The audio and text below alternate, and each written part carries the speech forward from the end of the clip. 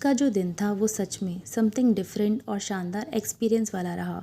आज ऐसी जगह की व्लॉग है दोस्तों, जहाँ जाने के बाद हमें लगा यहाँ आने के लिए हमने जो भी एफ़र्ट्स लगाए हैं दैट इज़ वर्थ इट। तो हेलो फ्रेंड्स, आप सभी कैसे हैं? आई होप आप सभी अच्छे होंगे। मैं आपकी दीपिका फिर से हाजिर हूँ अपने न्यू व्लॉग के साथ। आज मॉर्निंग में हम सभी जल्दी उठ गए थे क्योंकि हम सभी को जाना था विराटनगर जयपुर के लिए, और सिस्टर की फैमिली साथ जा रही थी तो हमने उन्हें भी ले लिया था। और सुबह सुबह सूरज जी के दर्शन हो गए थे। हस्बैंड थोड़ा ड्राइव करते हुए थक गए थे तो उन्होंने गाड़ी रोक ली थी बीच में, और हमारे लिए वो कॉफ़ी बना के लेके गए थे तो उन्होंने हम सभी को कॉफ़ी पिलाई। बच्चे बहुत एक्साइटेड हो रहे थे क्योंकि गर्मियों की छुट्टियां हैं और वो बहुत दिनों से कहीं घूमने नहीं गए थे, और हस्बैंड ने सडन ही प्लान बना लिया था कहीं हमें घुमाने का, तो आज वो हमें फाइनली घुमाने के लिए निकल गए थे।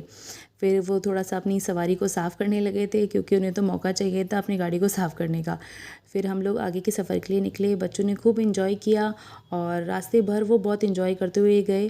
गाड़ी में भी उन्होंने बहुत इन्जॉय किया। हम लोगों ने बहुत सारी बातें करी, मस्ती करी, और फिर हम आगे के सफ़र के लिए निकल गए थे। फिर ने हमें उस मंदिर के बारे में बताया जहाँ वो हमें ले जा रहे थे, जो कि गणेश जी का मंदिर था।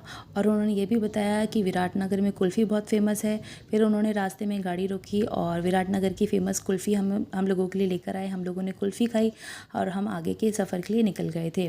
फिर थोड़ी ही देर बाद हम मंदिर पहुँचने वाले थे और फिर हम फाइनली पहुँच गए थे मंदिर, जो कि पहाड़ पे था। बच्चे तो दौड़ते भागते ऊपर पहुँच गए थे मंदिर। कि ये जो मंदिर है गणेश जी का, इसमें जो गणेश जी की प्रतिमा है वह ज़मीन से स्वयं प्रकट हुई थी, और मंदिर की जो सीढ़ियाँ हैं ना, सच में उन्हें छूते ही अपार शांति का अनुभव हुआ। कहते हैं ना, मंदिर प्रांगण में कदम रखते ही एक दैविक शक्ति का अनुभव होता है। सच में फ्रेंड्स, हमें भी उस दैविक शक्ति का अनुभव हुआ।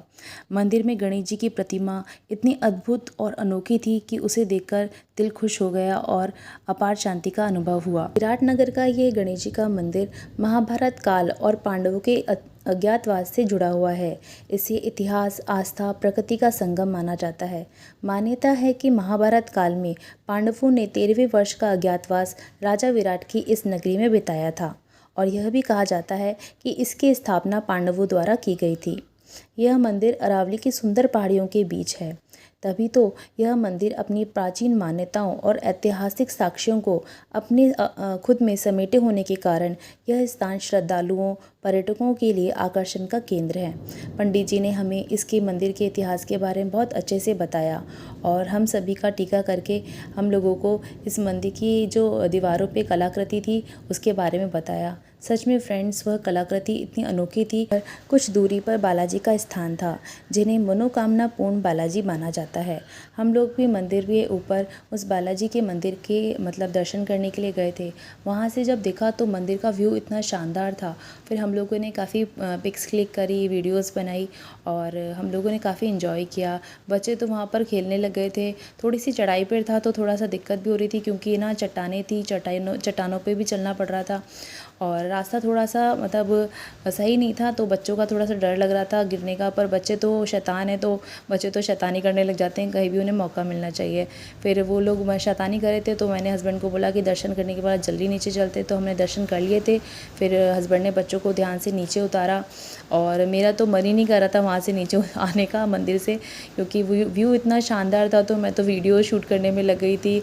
बच्चे शैतानी कर रहे थे तो हस्बैंड बच्चों को नीचे उतारा जल्दी से, क्योंकि वो बहुत नॉटी हैं। तो फिर उन्होंने भी मुझे भी उतारा क्योंकि मुझे थोड़ा डर लग रहा था।